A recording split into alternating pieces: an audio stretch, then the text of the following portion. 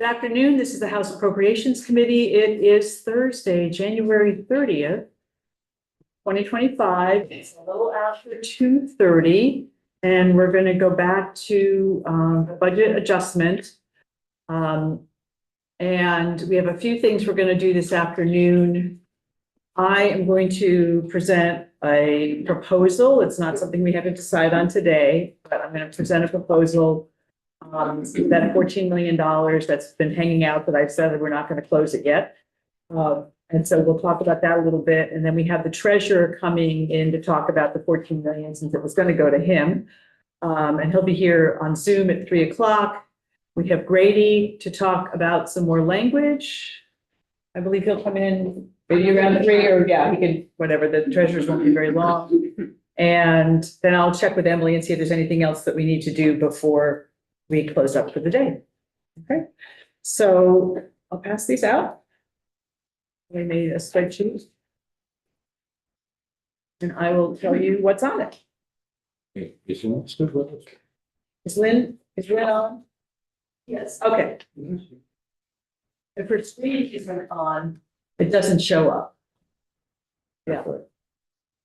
So remember that when if you're working remote any of those Mondays, if your screen isn't on, if you have a picture of yourself, the picture might show up. I'm not quite sure. I think that's the way it works, yeah. Yeah, but if you just have your name, it doesn't show up. So if you want people to know you're here, you know, you have that picture of you from when you were 16 that you put up.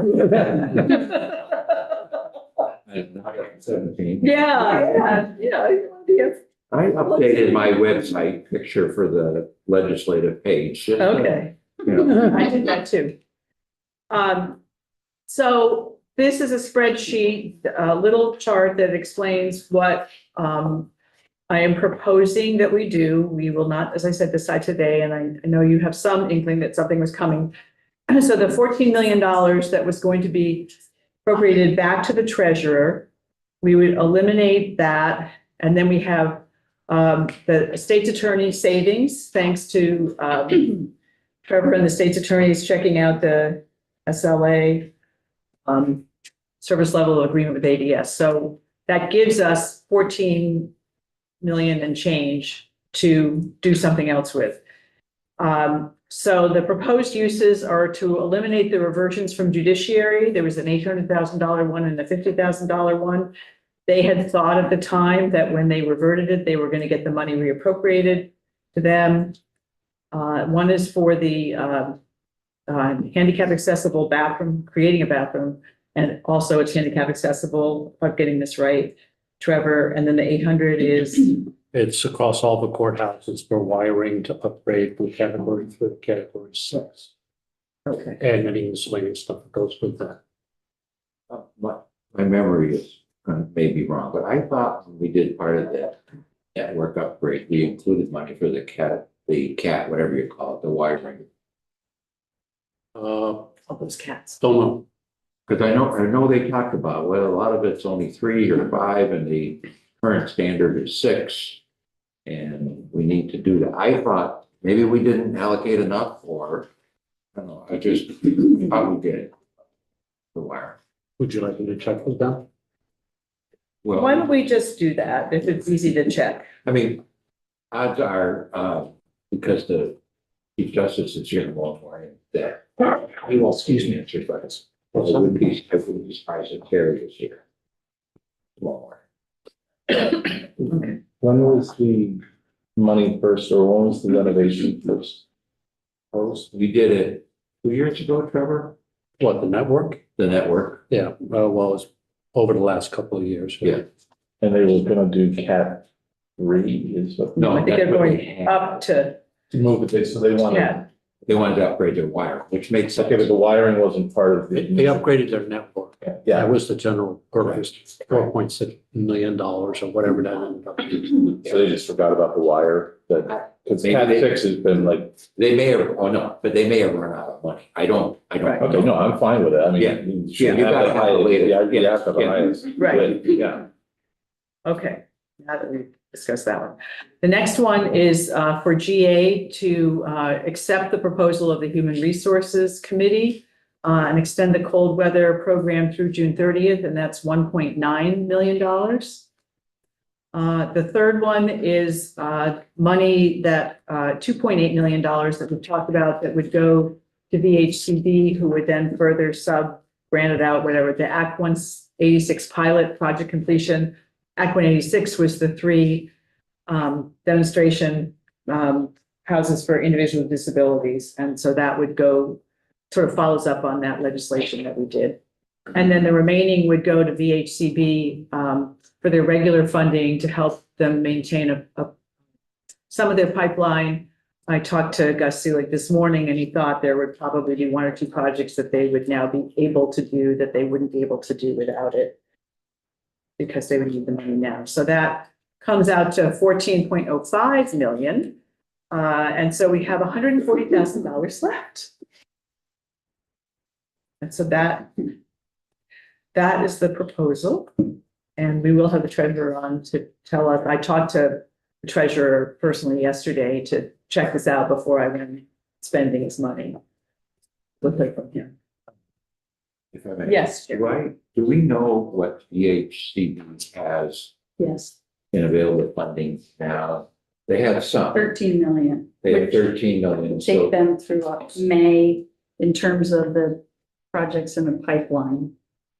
So this And would. they have 13 projects in the pipeline totaling about $40 million. And so they have 13 million on hand. And that will be allocated by March. And what this money enables them to do is not just stop hold. They have another meeting in May, at which point they could allocate money. So this would enable a couple more projects to move forward. And that would get them through the end of the fiscal year. Well, they could use more before the end of the fiscal year based on their pipeline, but that would get them before until we get FY26 budget. Right. It would help them get to there. Yes. How many projects? Do you recall what that was? There are 13 projects in the pipeline. 13 in the pipeline. Totaling $40 million, some of which would be funded by the 13 million that they currently have. And then they would do whatever they could, in May, and then have to wait for the appropriation in July. So the 13 million and the 8.5 gets them about 50% of their pipeline projects, the value of this pipeline projects. Mike. I'll just add, we're trying to add number 14 to that Putney. We just finished 3 years of litigation and 2 trips to the Supreme Court, 25 units of housing. I think we're on go now. We just have to fund it. But that shows you where we're at with what the legal process can do right now. 3 years And a lot of money. and a lot of money. And the costs then have gone up. Right, all the construction costs go up. So. Does anybody have any other questions on what is being proposed at this time?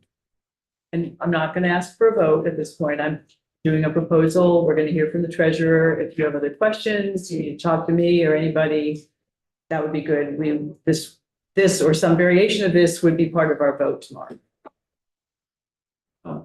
Jim, then Tom. Yeah, no, thank you for sharing this, Robin. I do want to hear from the treasurer too. I mean, there's no free money, so even if it's Sure there not, there isn't. So even if it's parked there, maybe not a direct use for it right now, it's money that's, going to cost us somewhere else that we're going to have to back for. So I think we have to be cognizant of that. Be no surprise, right, wrong, or indifferent. The legislature and the governor agreed on the general assistance housing winter rules ending April 1. And this extends it for another quarter. And I need to tell you, there are some definite concerns amongst some of my colleagues. So I'm trying to figure out if there's a way we can bridge that gap. So I'll leave it at that. I mean, I think, I very, very much hope we can get to a point tomorrow where we can send out a bipartisan BAA and start off the session on the right foot, right tone. This is really the first big bill of the session that we're actually going to vote on. So just telling you where I'm coming. We may not all agree. We may not be able to get there. So. Right, and I appreciate that. This is the harder side of what we do here in this committee, and all voices are heard and respected, and we may not always agree, but we can still always. We can still tell jokes. We can still tell the joke and respect one another's opinions, and we'll see what happens. Tom? Madam Chair, in terms of other uses, we heard testimony from both providers of the food for childcare. So there's lots of sponsors, Yes. and we've also received, there's also been some back and forth, I think, a little bit with one of the advocates for the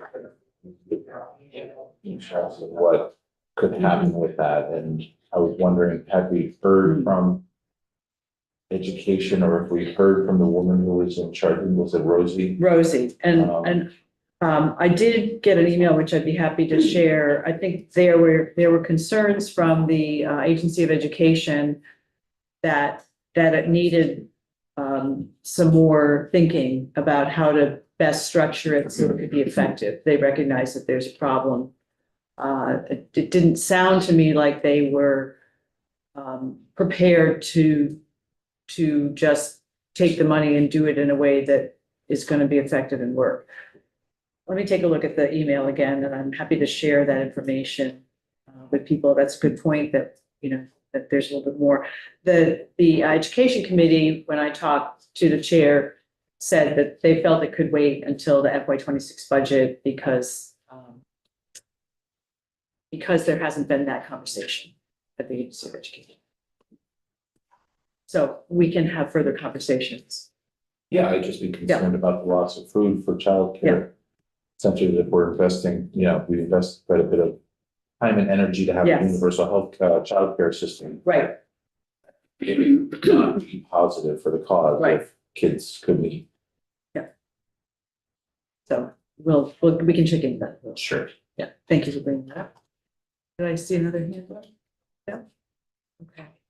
Were you inviting discussion on any of these things, or do you want to just have it kind of? I think I'm doing for clarifying questions right now, and we may need to change things or not. I don't know. It sounds like Jim is gonna think about something. And so I wasn't, unless, I was thinking it would be more clarifying questions now, and then we have more of a discussion later, as people has a chance to sort of absorb what I'm presenting. I just gave this to you, and so it's good to have a moment to think about that. Okay. Okay, thank you for asking. So we're sort of clear on what's on. Jim? I'm sorry, on the 2.8 million. Yep. When we did the other two pilots, did they also go, I mean, I just wasn't thinking VHCB. Was that typical of what we do, or did we do it on the other two pilots that way? Does anybody know? Well, I'm not 100% sure. I know that they had funding that was being channeled through BHCB, but I'm not sure where Dale came into this either. Dale's not in the housing business. Right. And so this is something that is, like I said, it's a pilot program. I'm not sure exactly what the costs are. It's not, I don't know whether this is now going to go through Dale, because we're giving it to the HCB to do the program. So Dale may or may not be involved. The HCB was involved in the other programs. To what extent, I couldn't tell you. Okay, so if the 2.8 is to build this third. Oh, part, yeah. Part of it. What are we committing to for ongoing costs? We are. No. Who pays for the ongoing costs? So the Champlain Housing Trust will be operating the building.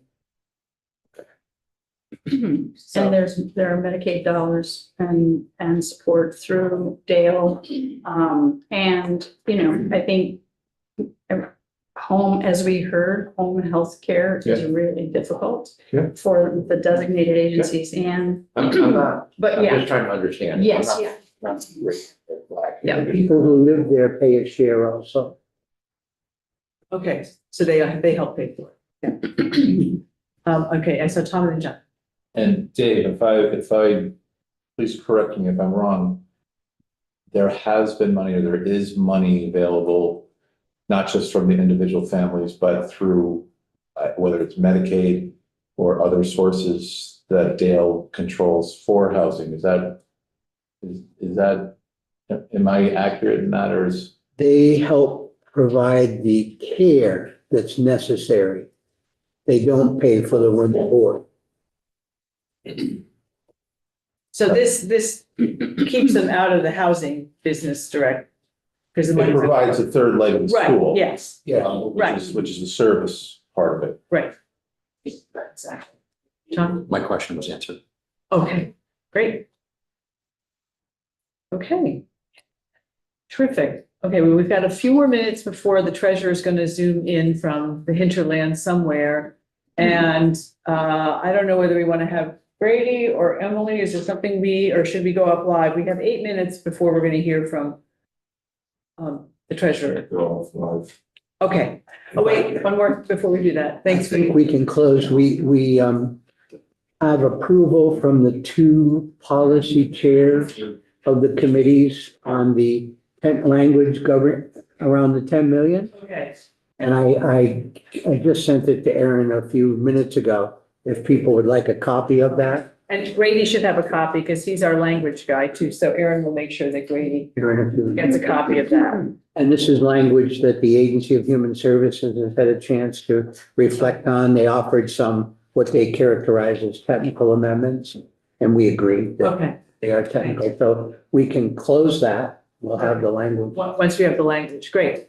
So we'll be closing a few more pieces when we talk to Grady in the language, and it sounds like, why don't we will go off live, don't go anywhere. The treasurer will be on at 3:00. We'll hear him, and then we'll have Grady and Emily.